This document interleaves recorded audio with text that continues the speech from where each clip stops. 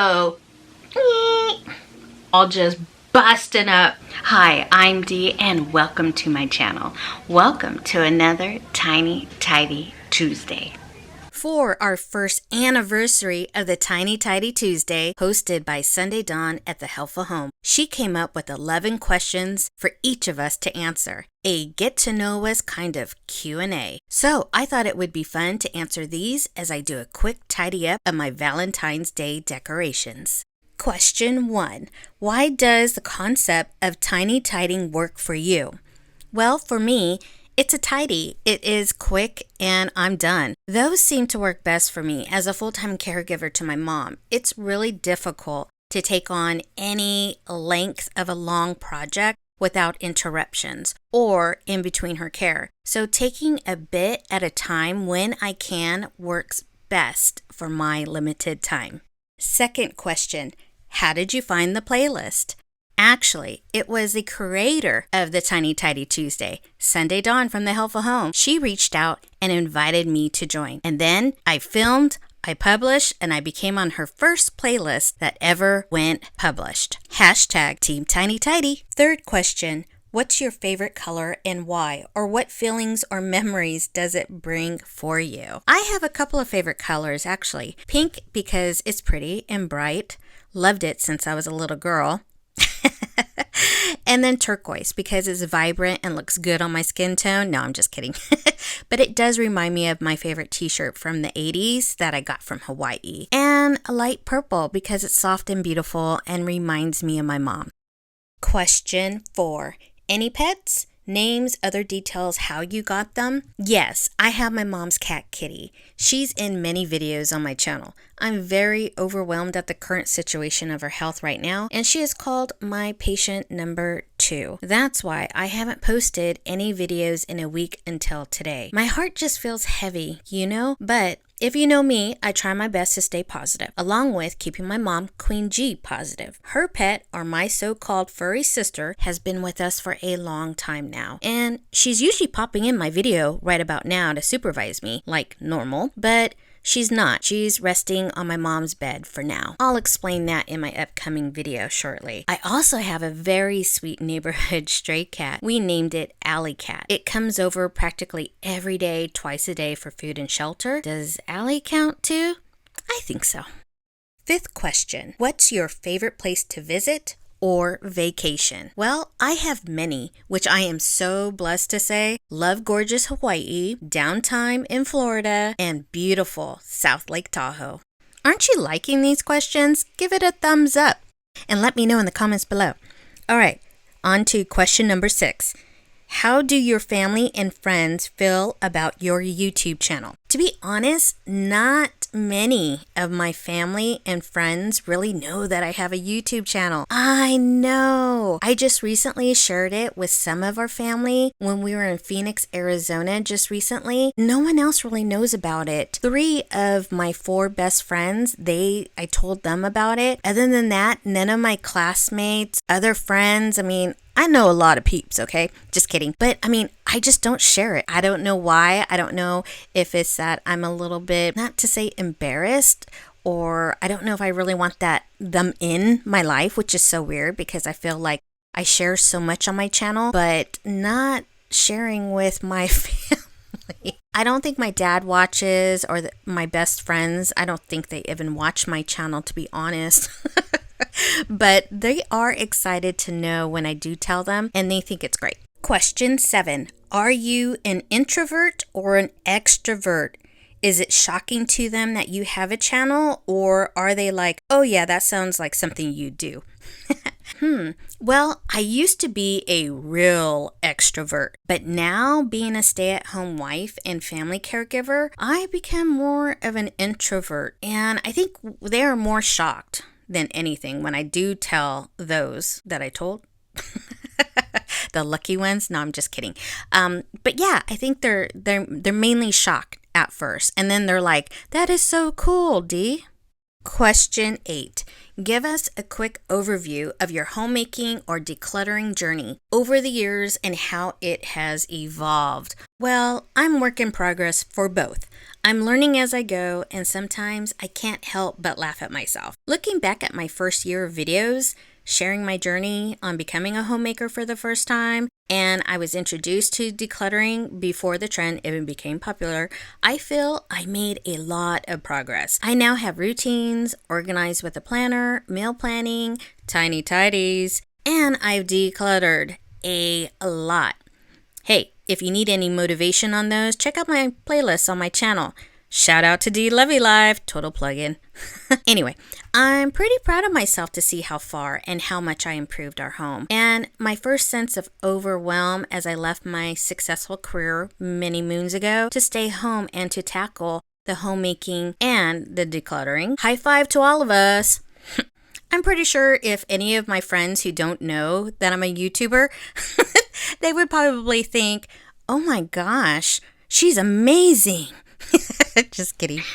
Okay, it's a little bit later on during the day, but I had to stop and give Queen G a manicure. So, okay, where was I? Question number 9. Most embarrassing moment. Okay, there are way too many to be sharing. And I don't know if I'm going to be sharing this with YouTube, but I can share the most recent one.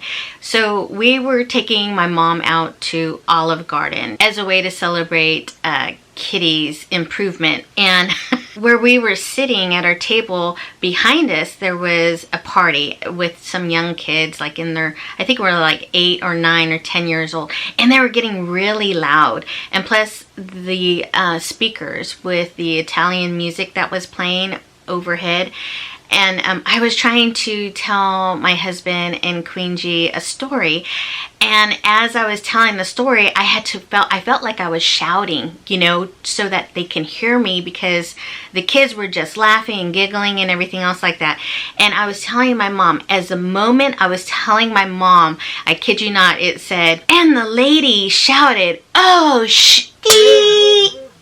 At that very moment, I said it loudly. The kids behind me all of a sudden silent. I think because the waiter was coming up to the table, so all the kids like went quiet, and the song had ended to play the next song, so there was a break, like 2-second break, as I shouted, "Oh." My mom started laughing so hard, and so did my husband. They were just laughing so hard. I looked around and I was like, everyone turned their heads staring at me, and I just like, I can feel my face just getting red, and I just buried my face in my mom's shoulder. She was laughing so hard. It was so funny. And I kid you not, that happened 2 nights ago again at another restaurant.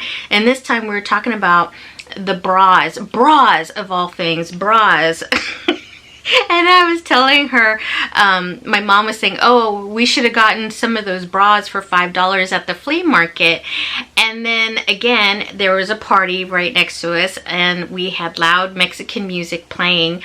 And then I said, oh, the double D bras, and it was really loud, and I was like trying to make a joke, and the music stopped. Everyone was quiet, and here I'm talking, and I just said, double D bra, Ma? Again, I was all, and my sister was with us, and we were all just busting up, because it was just like, again, like twice in a week I did that. So I gotta be careful. That was embarrassing. Yeah. Oh, and then I'm also wearing the Helpful Home. She has an Etsy shop. Go check it out. I'm wearing her earrings today. Let's see. Okay. Question number 10. 3 things you'd bring to a deserted island. And then she says, nothing useful like a boat or food or lighter. Oh, that's easy. A book, wine, and a really nice cozy lounge chair. Because let's face it, if it's a deserted island, are you kidding me? That'd be like heaven. I would definitely have a book, wine and a lounge chair, people. Last one.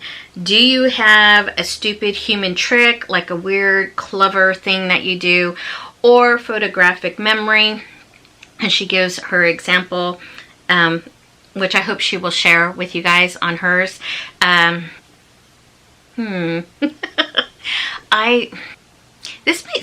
This might sound a little odd, and I don't think I've ever shared this on my channel. So this is especially an exclusive for you. But I have, you know, when you dream, you know, I don't know, not everybody dreams, but you know, when you do, when I have a specific, like a real vivid, like something that just stands out when I wake up from a dream, I tend to live that, or I see it in reality later. Does that make sense? So I get a lot of deja vu moments, and it happens more times than I like, in a way. And so it started happening more and more and more. And so then I started to tell my husband some of the dreams that really stand out. Like if I have a dream that just seemed so real, or there's something about it, and I would tell him the next morning about my dreams, just in case, because I wanted to see if it was really me, or, you know, was I thinking, because I wasn't really too sure. And then later on, shortly after, I would go like that to him, not slap, I would go, oh my gosh, remember my dream? Remember that happened in my dream? Oh my gosh, see? And then he gets amazed because yeah, it's a trip. That's a real, I don't know if that's a quirky thing, or it's something that's, yeah, something that's a little unique, I think.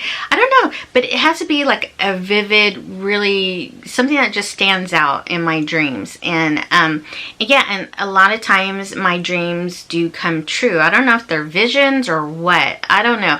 Who knows? I wish I had a dream of winning lotto, though. Anyway, hey, go check out the playlist. I really enjoyed answering these questions. I hope you guys learned a little bit of something about May. This is just a way of getting to know some of us of the team Tidiers. Thanks so much for watching, and I will see you on the next one. Bye!